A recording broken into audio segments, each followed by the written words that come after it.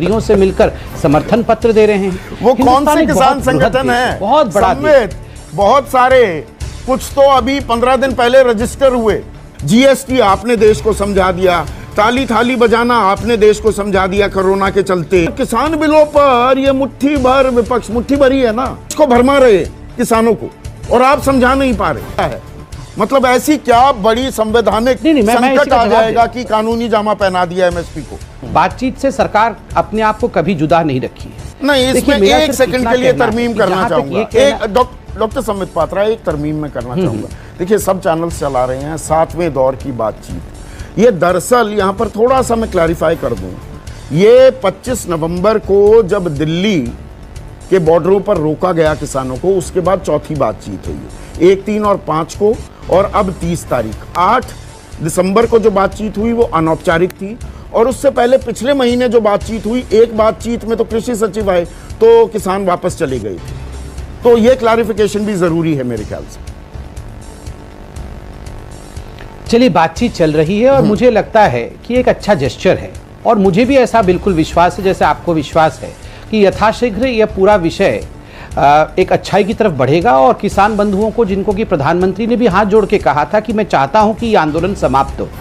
देखिए, मैं इतना कहना चाहता हूं, ठीक बात है, कुछ किसान बंधु जरूर हैं जो परेशान हैं, जो बातचीत कर रहे हैं, जो चाहते हैं कि तीनों बिल रिपील कर दिया जाए, अर्थात हटा दिए जाए, मगर उससे भी बड़ी संख्या है जिन्होंने समर्थन दिया है।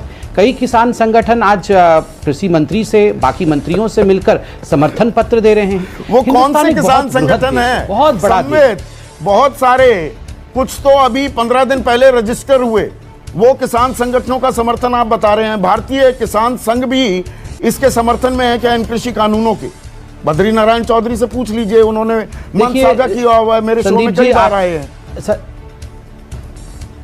संदीप जी, आपने मुझे ये सवाल 5 दिन पहले भी पूछा था, मैंने उनका नाम भी लिया था, मगर मैं आपको एक साधारण विषय बता रहा हूं। आप भी आज बोल रहे हैं कि जो किसान है, मैं तो पंजाब के किसान को भी भगवान मानता हूं, हरियाणा के किसान को भी भगवान मानता हूं। हरियाणा में हमारी ही सरकार है, किसी दूसरे की सरकार नहीं है। मुख्यतः जो किसान आज सिंधु बॉर्डर में हैं, वो पंजाब और थोड़े बहुत हरियाणा से हैं। ठीक है, उनका अधिकार है भैया, ये लोकतांत्रिक देश है, क्यों नहीं होगा।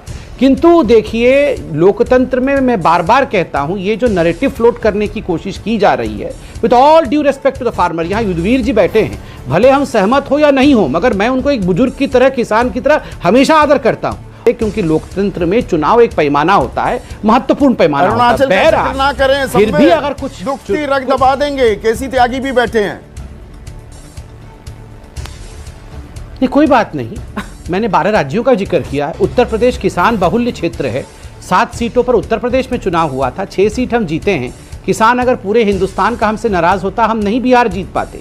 बिहार कृषि पे आधारित क्षेत्र है, यूपी किसान 42,000 सालाना आय है, 3,500 रुपए बिहार का किसान पर मंथ कमाता है।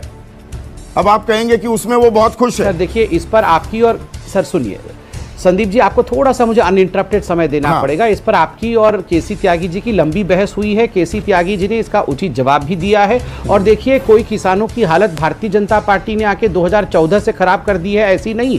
बहुत कुछ किसानों के साथ अन्याय हुआ है, 70 वर्षों में हुआ है, और ये ठीक करने की कोशिश प्रधानमंत्री नरेंद्र मोदी जी ने 2014 से लगातार किया है। ये विशुद्ध गैर राजनीतिक आंदोलन है। संबित पात्रा, केसी त्यागी ये कह रहे हैं। आप कहने लगे हैं विपक्ष भरमा रहा है, ये कतई नहीं है, और ये पूरे भारत में किसान परेशान है, वो ये कह रहे हैं। तो अपनी इलेक्टोरल जीत का हवाला मत दीजिए।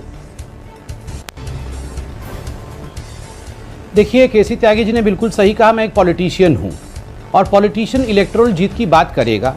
जिस प्रकार की यहां एक नैरेटिव सेट करने की कोशिश कुछ लोगों द्वारा की जा रही है कि हमने पूरे हिंदुस्तान के किसानों का जो है बहुत बदतर हाल कर रखा है, तो 3,000 villages, but the Akalis cancelled it.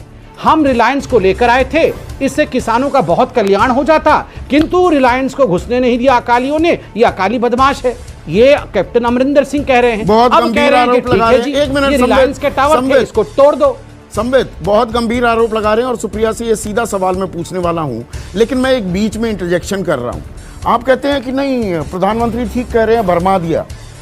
आप देश को नोटबंदी 50 दिन तक लाइनों में खड़े रहने के लिए आपने देश को उत्साहित कर दिया, समझा दिया, जीएसटी आपने देश को समझा दिया, ताली थाली बजाना आपने देश को समझा दिया। कोरोना के चलते लोग देहदूरी बनाए रखे, घर में भी अपने घरबंदी में भी रहे, और किसान बिलों पर ये मुट्ठी भर विपक्ष, मुट्ठी भर ही है ना, 50-55 है, कितने हैं सांसद कांग्रेस के, ये पूरे देश को भरमा रहे किसानों को, और आप समझा नहीं पा रहे। इसका जवाब आप चाहें तो मैं दे दूंगा, 10 सेकंड लूंगा, ज्यादा नहीं लूंगा। इससे पहले कि मेरी बहन सुप्रिया जी बोले, मैं इतना कहना चाहूंगा, आप याद करिए राम मंदिर को भी लेकर लोगों ने भरमाया था, राम मंदिर भी हमने समझा दिया। आप सीएए को देख लीजिए, 1 महीने तक दिल्ली जली थी, 1 महीने तक दिल्ली जली थी कि सीएए को वापस लीजिए, नहीं तो हम धरने पर बैठे ही रहेंगे। ये शाहीन बाग का था, और उस समय भी मैं आपके डिबेट पे आता था, आप मुझसे पूछते थे कि कौन भरमा रहा है, वही योगेंद्र यादव जी होते थे, वही प्रशांत भूषण जी होते थे। मैं किसानों को शाहीन बाग से कदाचित कंपेयर नहीं कर रहा हूं, ये किसान भाई हैं, यदुवीर जी हों, चाहे यहाँ पर महासचिव जो बैठे हुए हैं, मतलब आप अभी समझा नहीं पा रहे हैं किसानों को, पर समझा शाहीन बाग से कंपेयर। योगेंद्र यादव, देखिए आपने ये जो 4 आपने ज्यादा मांगे रख दी क्या? अब सरकार सामने, दुनिया के सामने आके कहेगी जी 4 मांगे रखी थी, 2 हमने मान ली, अब किसान अनरीजनेबल हो रहे हैं। आपकी जो मुख्य मांग थी, अब आप उसे पूंछ और हाथी की तुलना करते रहिए, सरकार कहेगी देखिए 4 मांग थी, 2 मांग हमने मान ली। अब ये किसान अभी भी अड़े हुए हैं। 4 मांग नहीं थी संदीप भाई, एजेंडा के 4 आइटम एक है। मतलब ऐसी क्या बड़ी संवैधानिक संकट आ जाएगा कि कानूनी जामा पहना दिया एमएसपी को? देखिए संदीप भाई, इसी विषय को लेकर बातचीत चल रही है। अगर आपने ठीक कहा, 72 सालों तक पहनाया नहीं, तभी कांग्रेस पार्टी का ये हाल है। मतलब आपने भी आज माना कि कांग्रेस पार्टी ने एक आंसू तक किसान के कभी नहीं बहाया, और एक लंबे समय तक बीजेपी कांग्रेस नहीं, और आज मैं शुक्रिया करता हूं प्रधानमंत्री नरेंद्र मोदी का कि कम से कम प्रधानमंत्री नरेंद्र मोदी किसान। मैं संदीप भाई कंप्लीट तो कर लूं? हाँ प्लीज। देखिए मुझे तो आश्चर्य लग रहा है कि देखिए, हाँ संदीप भाई, मैं इतना ही कहना चाहता हूं कि ठीक है, आंदोलन हो रहा है कि एमएसपी को कानूनी जामा पहनाया जाए। ये आंदोलन का इन 3 बिलों से क्या विषय है? कानूनी जामा तो पहले भी नहीं था, कानूनी जामा पहले ये 3 के समय भी नहीं थे ना, और हो सकता है कल को हो जाए जब बातचीत होगी। ना, ये बड़ी सिंपल सी बात है, इसमें कोई कॉम्प्लिकेशन नहीं है।